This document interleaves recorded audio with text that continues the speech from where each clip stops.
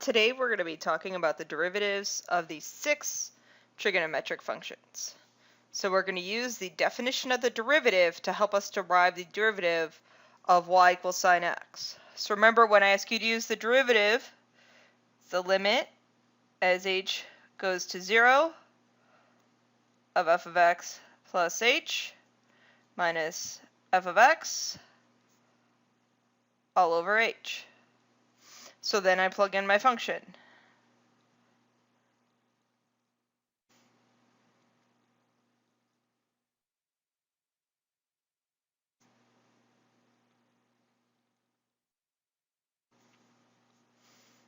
Now we have to use our sum and difference formulas to expand that sine of x plus h. So that's sine of x cosine h plus cosine x sine h minus the sine of x all over h. So those identities that you learned last year are going to come in handy. Now, rearranging the top, we're going to gather together the first term and the last term over our common denominator. And then we have the middle term over our common denominator. Now, that first term we can factor out a sine of x, and we're left with cosine of h minus 1 all over h. Remembering your laws of limits, I can distribute that limit as h goes to 0 to the second set of terms, and notice what we have here. We have the cosine of x and one of those special trig limits I wanted you guys to remember. Sine of h over h. So now,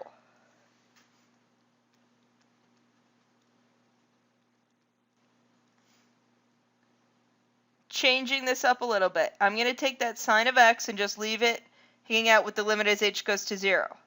I'm going to multiply that to a limit h goes to 0, the cosine of h minus 1 all over h, and also doing the same thing because we do have a product rule for limits. Remember, we don't have a product rule for derivatives, but we do have a product rule for limits where I can distribute that limit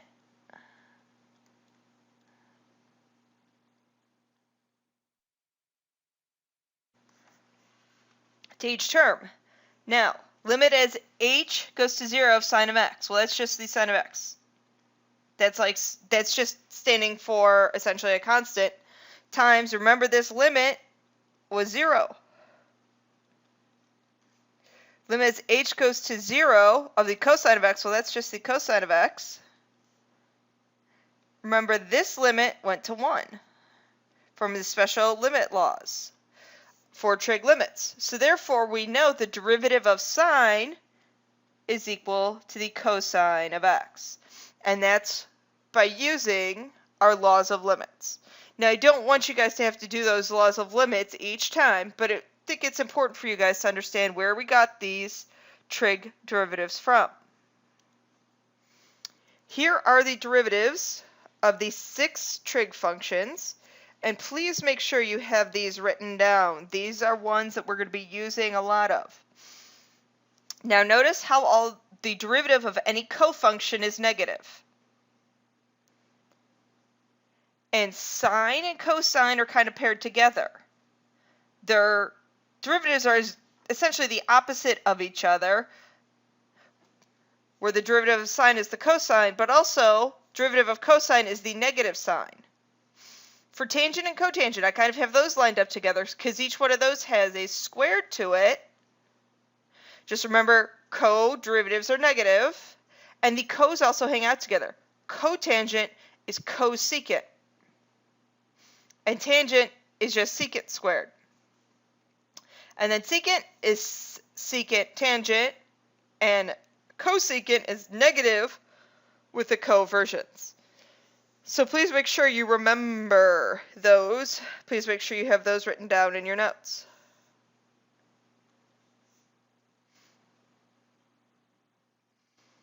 Okay, find the derivative of that. Now we have a product rule in here because we have x squared, actually negative 4x squared times the cosine. So remember your product rule. I like to do the product rule where I take the derivative of the first, leave the second alone, plus leaving the first alone, derivative of the second, well, that's negative sine of x. So our derivative is negative 8x cosine x plus 4x squared sine of x. I'm okay with you guys leaving it like that. If you want to factor out a 4x, you could. Sometimes factoring stuff out is going to help us get an identity. Not all the time, but sometimes it will. That didn't really help us at all. So either one of those would be okay. Just be prepared on a multiple choice question. They may ask you to do a little bit of factoring. Find the derivative. Okay, cosecant. First, see if you can simplify that. So cosecant x, cotangent x. Cosecant's 1 over sine, and cotangent is cosine over sine. If I were to simplify that, it would be more complicated than what I have because I would have a quotient rule. The quotient rule gets really complicated. So I'm going to leave it as a product rule. Again, we have cosecant of x, cotangent of x. So our derivative of cosecant, derivative of the first is negative cosecant x, cotangent x, times by this cotangent, because I leave the second function alone,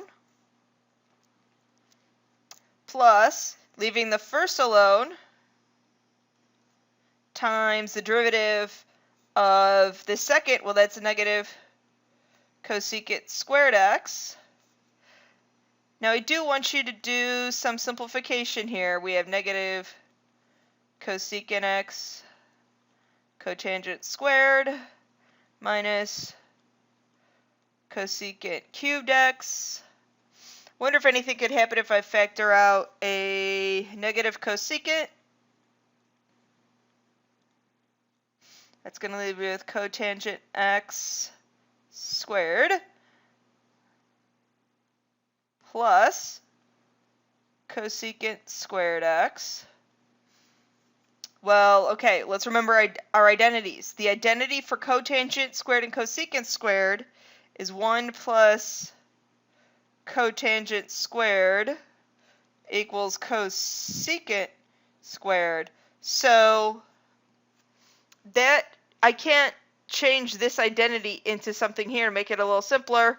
So that is what our derivative is, and I can't simplify it anymore.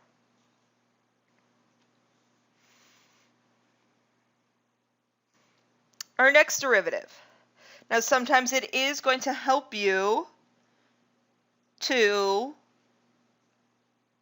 maneuver your original function. Cosecant or cosine times cosecant, which is 1 over sine.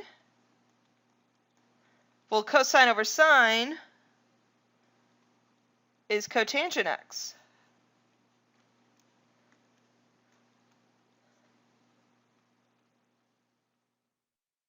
So we have cotangent x over 3 minus cosecant times cosine is cotangent.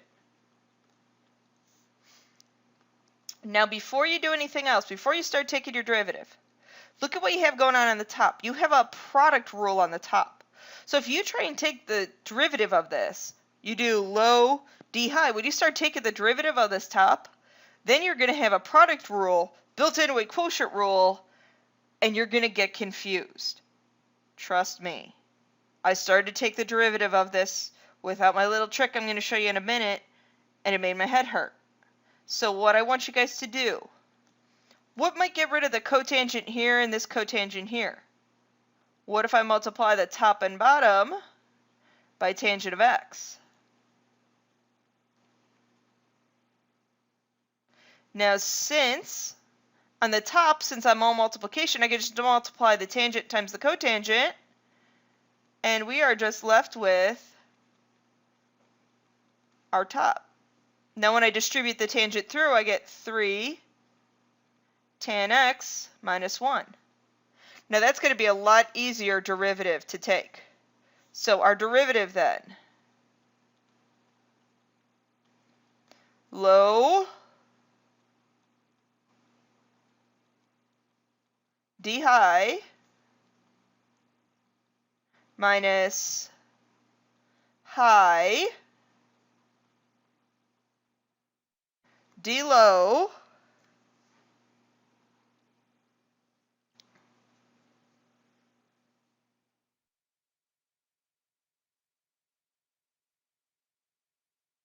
draw a line, square the below.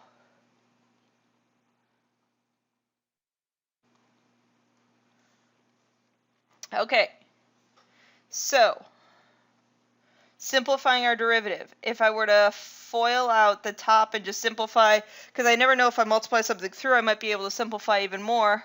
I get 6x tan x minus 2x minus 3x squared secant squared x minus 3 secant squared x.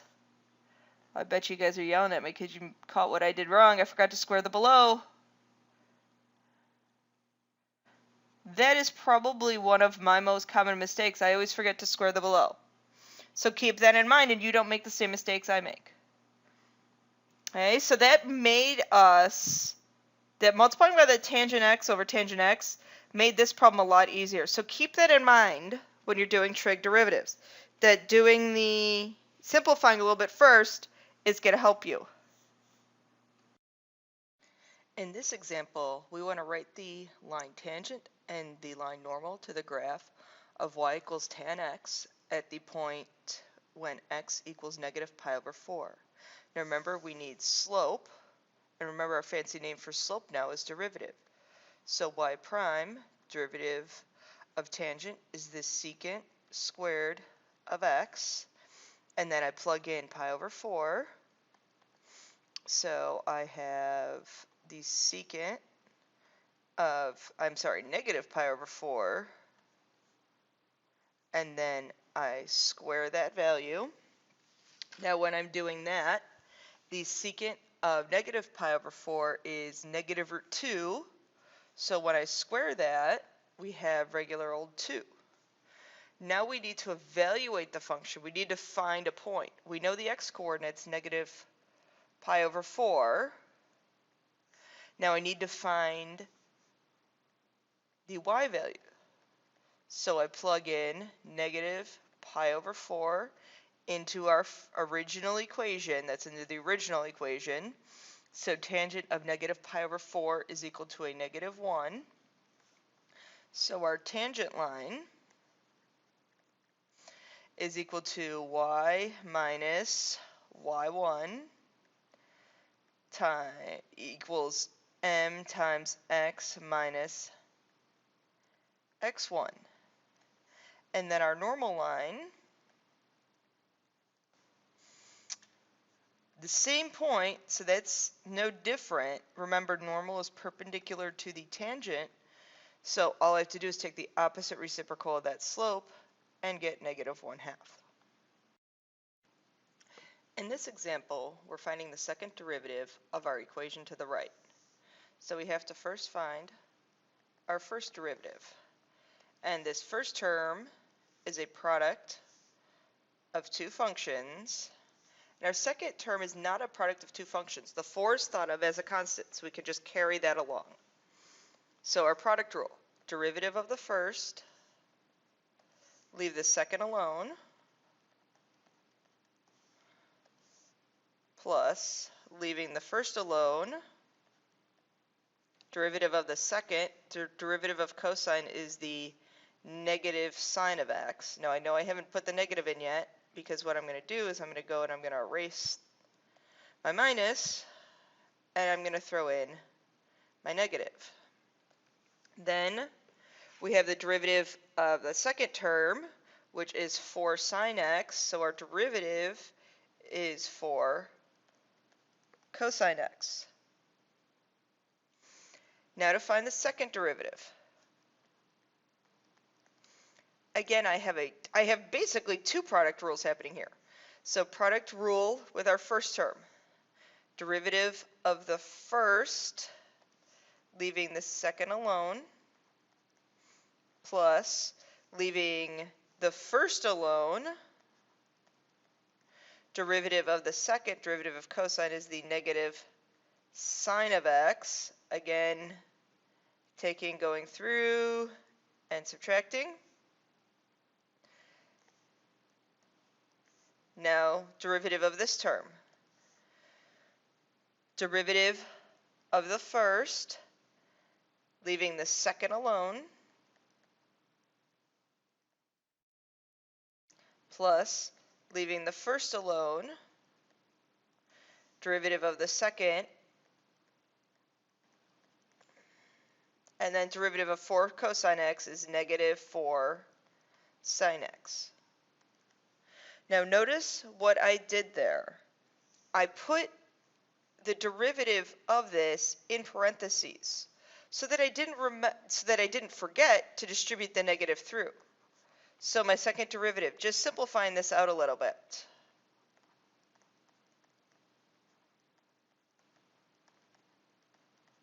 Distributing my negative through.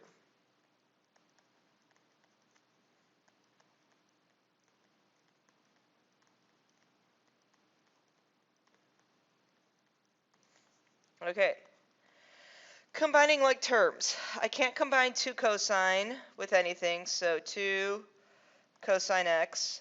I can combine those two terms to get me a negative 4x sine of x minus an x squared cosine x, and then minus a 4